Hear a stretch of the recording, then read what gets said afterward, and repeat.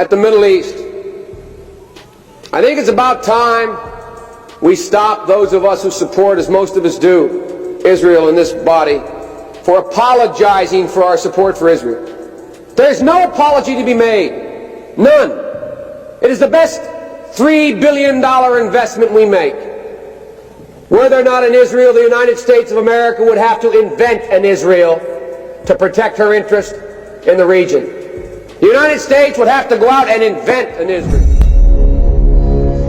Joe Biden adalah politikus karir yang panjang, lebih dari 40 tahun pengalamannya. Dia adalah Partai Demokrat sejati. Puncak karirnya adalah 2 kali jadi wakil presiden selama 8 tahun dan kali ini dia menjadi presiden Amerika yang ke-46. Di tahun 1986, dia pernah berbicara di Kongres dengan sangat jelas akan langkahnya ke depan terhadap Israel. Dan video di awal tadi ada kalimat bahwa Israel adalah the best investment we make, adalah $3 triliun investasi terbaik yang Amerika lakukan. Ini angka yang gila untuk nilai $3 triliun di tahun 1980-an, di mana saat ini 4 tahun ke depan anggaran perang Amerika itu $3 triliun juga. Tapi ini tahun ini, dan di tahun 1986 angka gila angka tersebut. Katanya jika tidak ada Israel, Amerika tetap harus buat Israel untuk melindungi American interest. Apa sih interestnya Amerika? Interest Amerika adalah mengendalikan energi negara-negara Arab, mengendalikan minyak bumi dan gas negara-negara Arab. Amerika harus menciptakan Israel. Biaya $3 triliun atau 3.000 billion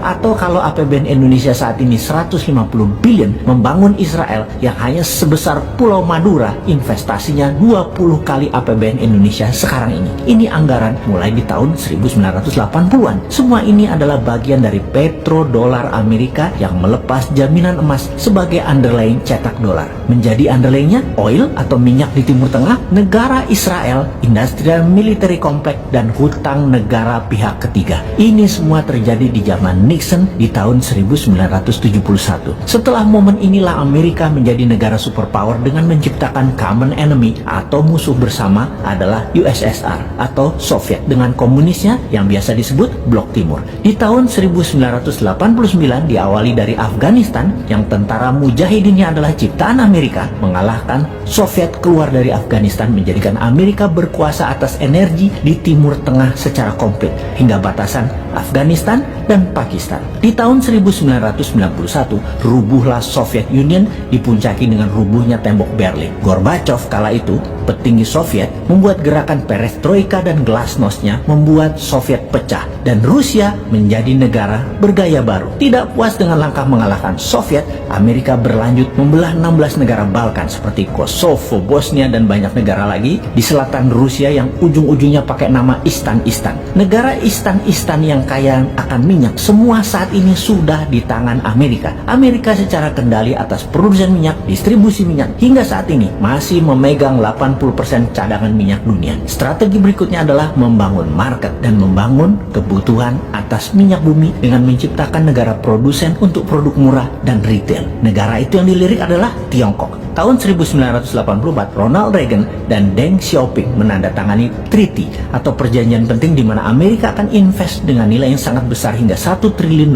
dengan mensyaratkan demokrasi masuk Tiongkok. Deng Xiaoping mengambil keputusan berani akan mengadopsi demokrasi dalam kurun waktu 40 tahun sejak perjanjian tahun 80-an itu. Di mana kira-kira tahun 2020 inilah harusnya Tiongkok sudah menggunakan prinsip demokrasi di beberapa pemilihan kepala daerah. Oke, kita lompati sebentar. Yang didemokratisasi oleh Xi Jinping saat ini adalah demokratisasi talent. Oke, apa itu demokrasi talent? Kita bahas di lain kesempatan ya. Sebentar, kita kembali ke serangan tidak berperi kemanusiaan di ujung Ramadan dari pasukan Israel yang sejauh ini Amerika menganggap tidak masalah, di mana seluruh dunia tidak perlu beragama Islam untuk mengatakan apa yang Israel lakukan terhadap jamaah di Masjid Al-Aqsa adalah tindakan inhumanity atau tindakan biadab, tidak berperi kemanusiaan. Kita, kaum kaum Newman menentang semua tindakan tidak berperi kemanusiaan tersebut dan melawan. Bagi kaum Newman yang sebel adalah tembakan-tembakan setelah kejadian penyerangan yang terjadi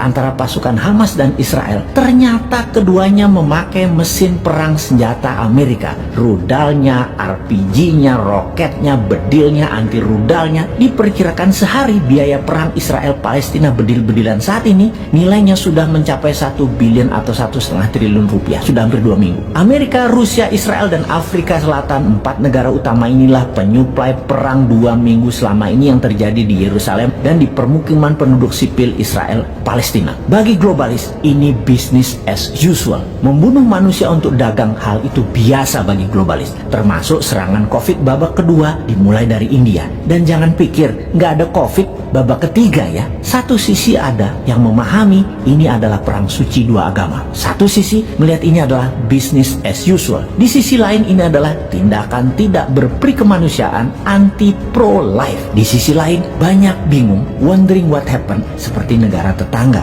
Sehingga keputusannya salah terus untuk kemajuan bangsa dan negaranya yang dikelolanya.